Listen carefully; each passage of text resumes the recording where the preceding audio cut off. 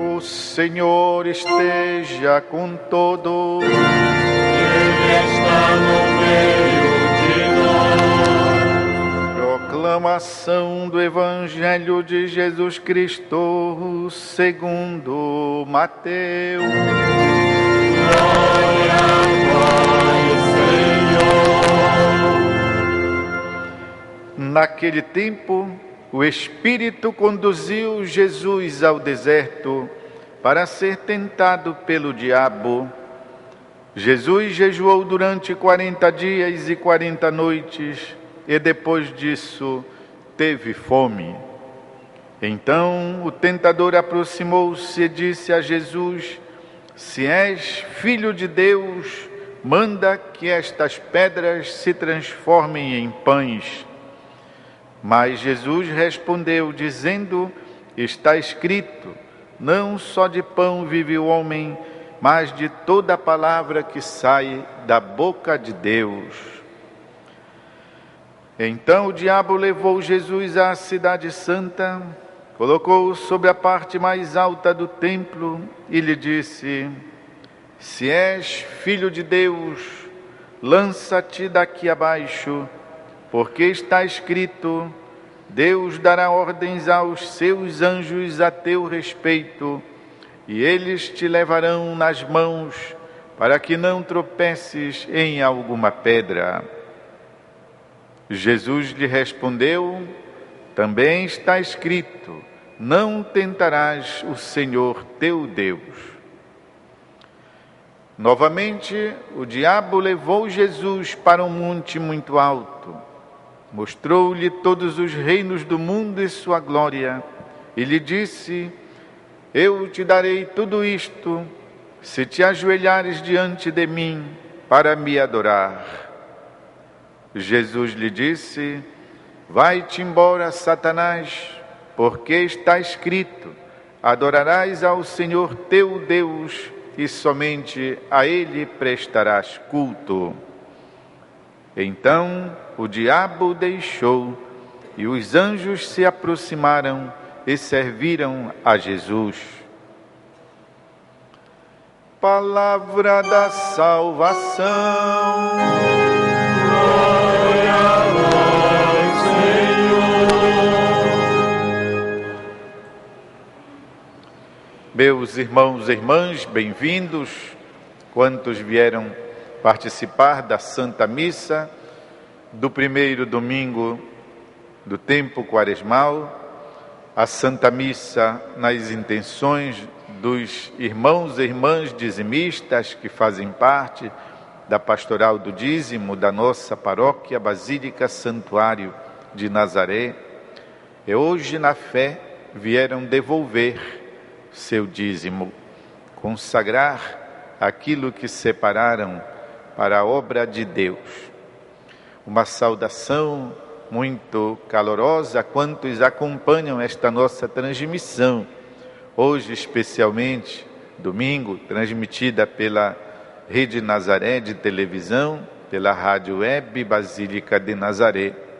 Tantas pessoas que acompanham essa nossa transmissão, sejam aqueles que já têm dificuldades de locomover-se, de ir à igreja, que estejam adoentados, sejam aqueles que moram muito distantes, que moram por aí, pelos rios, pelos igarapés, pelas fazendas, localidades lá onde não se tem, infelizmente, a celebração da Santa Missa diretamente na capela da comunidade, na igreja do lugar. Enfim, Deus providenciou também para você, irmão e irmã, participar hoje, de alguma maneira, assim, cumprindo o preceito dominical, santificar o dia de Deus, participando da celebração da Eucaristia.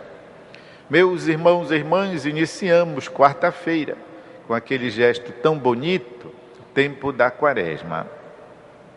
Toda a natureza necessita de um tempo de renovação. Pensem só, se a gente vê as árvores, elas trocam de casca, caem as folhas para nascerem novas.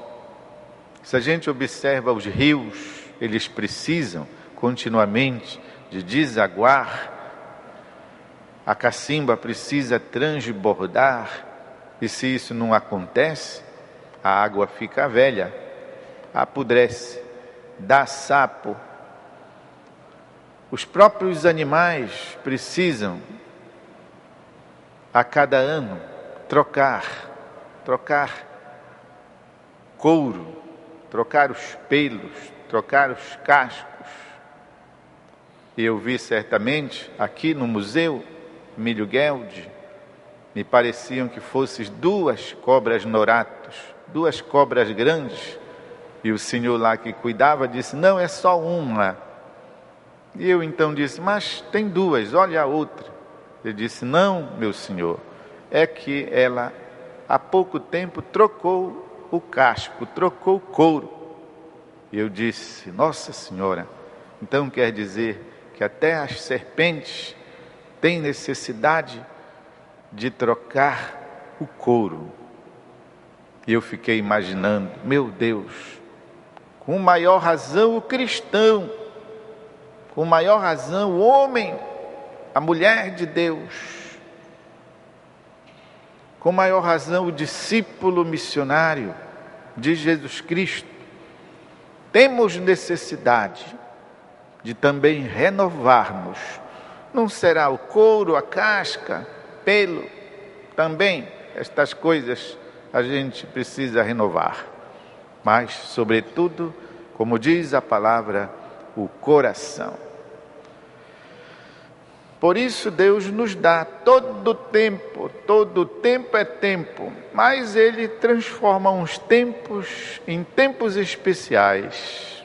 É, por exemplo, o tempo da Quaresma, que a liturgia também nos chama de um tempo oportuno, um tempo favorável. Pega ele, vai nele, aproveita ele. O tempo propício que Deus nos concede. Para quê? Para realizar esse trabalho de renovação interior, que a linguagem religiosa chama de conversão. Todos nós sabemos o que é conversão, converter, trocar, mudar, voltar, fazer o retorno. No caso, retornar o nosso coração, o nosso ânimo, nossa mente para Deus. E de fato, esse tema da conversão ocupa maiormente a liturgia, os temas, os retiros, os exercícios quaresmais, a conversão. E a palavra de Deus hoje nos fala o que é isso, de uma maneira bem clara, neste episódio das tentações do Senhor. Converter significa centrar. Hoje se usa muito esta palavra, né? É uma pessoa centrada, centrar o foco. Todo mundo, até os jovens sabem o que quer dizer isso. Não desviar o foco, centrar. Então, centrar o nosso espírito, o nosso ânimo, centrar o sentido da nossa existência em Deus. Isso quer dizer conversão. Porque sabe como é? Ao longo da vida, ao longo do ano, o tempo, os problemas, as situações, todas nos desviam para lá, para cá, e de vez em quando nós precisamos focalizar, voltar-nos para o foco do qual não devíamos ter nos desviado, mas que a fraqueza humana foi nos distraindo. Esse é então o objetivo, a finalidade do tempo quaresmal. Nós voltarmos para Deus.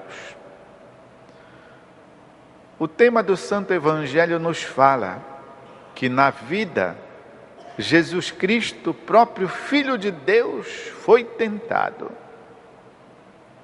Isso é muito interessante. Muitas vezes nós não queremos ou não quereríamos ter sido tentados. Não queremos aceitar a tentação. Ou então repreendemos Deus porque Ele nos oferece algo muito apetitoso demais, até do ponto de vista do pecado, sendo impossível e quase que Ele não tenha sido bacana com nós, que tenha sido amigo da onça porque nos colocou diante daquela tentação e nós, quem sabe, até tenhamos caído, ou já sabemos que vamos cair. Mas não nos esqueçamos que até o Filho de Deus, nascido de Maria Virgem, que não conheceu o pecado, foi tentado. E essas tentações são colocadas na vida do Senhor, preste atenção, antes de iniciar a sua atividade, antes de dar início à sua missão, antes de começar a sua vida apostólica, digamos assim, antes de iniciar o seu trabalho missionário de evangelização. Foi uma espécie de retiro, 40 dias, 40 noites, jejuando, porque ouvimos a informação de que ele depois sentiu fome, para que ele então estivesse apto a iniciar o seu trabalho. E de fato, depois de vencidas, o diabo deixou. E então, Jesus reassume a atitude do homem perfeito, porque de fato é dito que os anjos se aproximaram e serviram a Jesus. Aqui, depois da superação das tentações, uma imagem paradisíaca, quer dizer, como se fosse o retorno do paraíso. Meus irmãos e irmãs, analisando essa realidade da vida do Mestre e comparando-a com a nossa, nós podemos dizer o seguinte: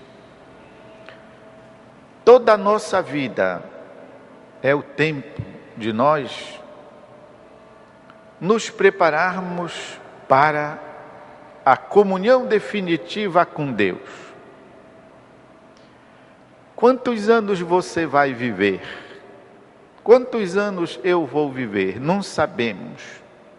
Mas, quantos sejam, é o tempo que vai durar esta nossa preparação, esse nosso retiro, esse nosso deserto, esta nossa realidade de superação de tentações, para podermos merecer aquela situação de paraíso.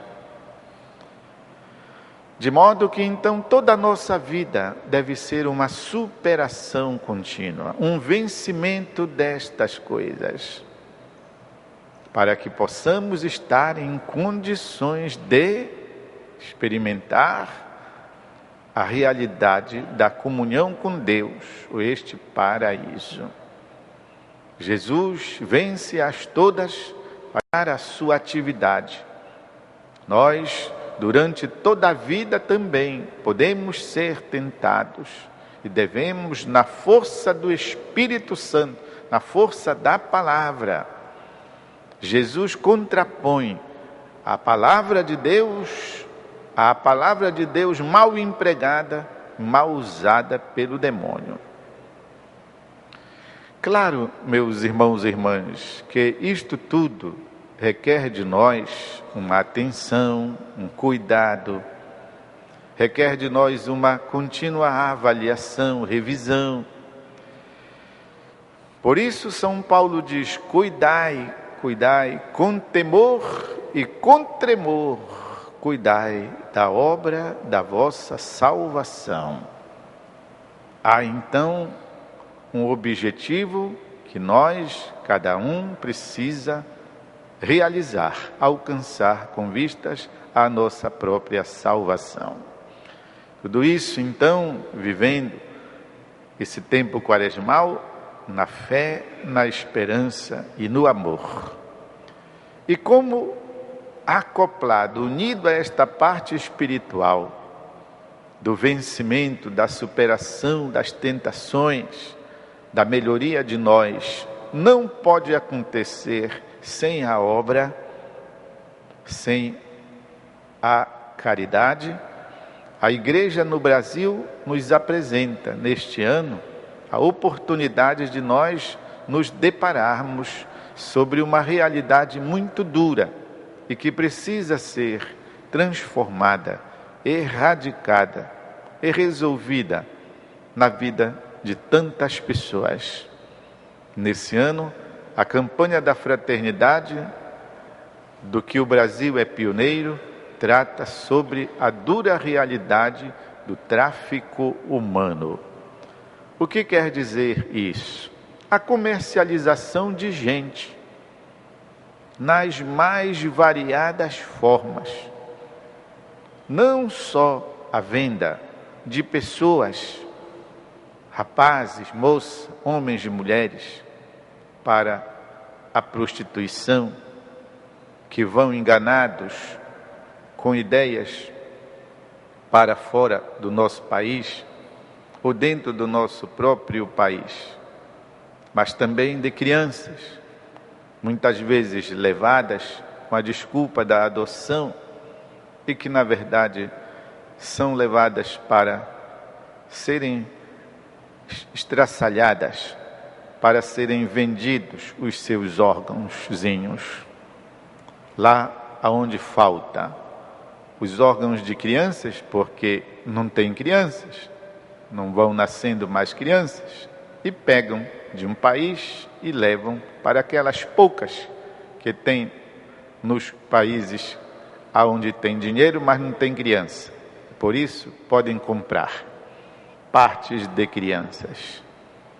Há o trabalho escravo, há tantas formas de sujeição da pessoa humana e que, por isso mesmo, precisa ser tratado com a radicalidade que uma situação dessa pede.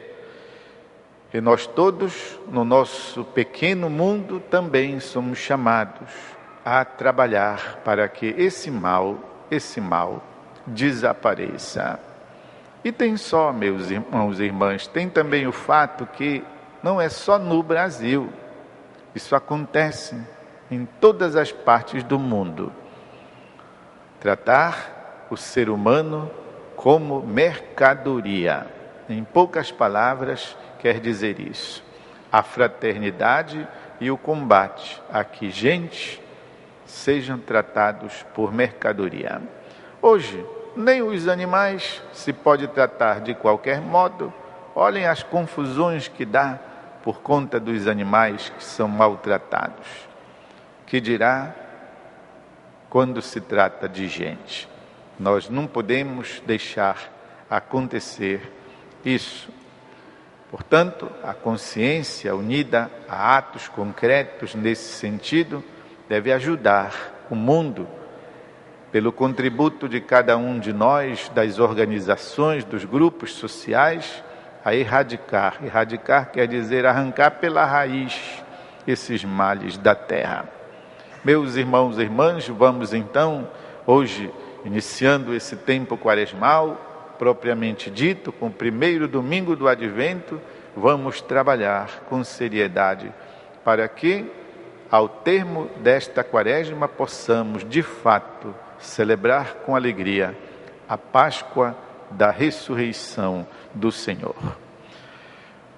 Seja louvado o nome de nosso Senhor Jesus Cristo. Para que seja sempre louvado. Seja louvado e sua mãe, Maria Santíssima.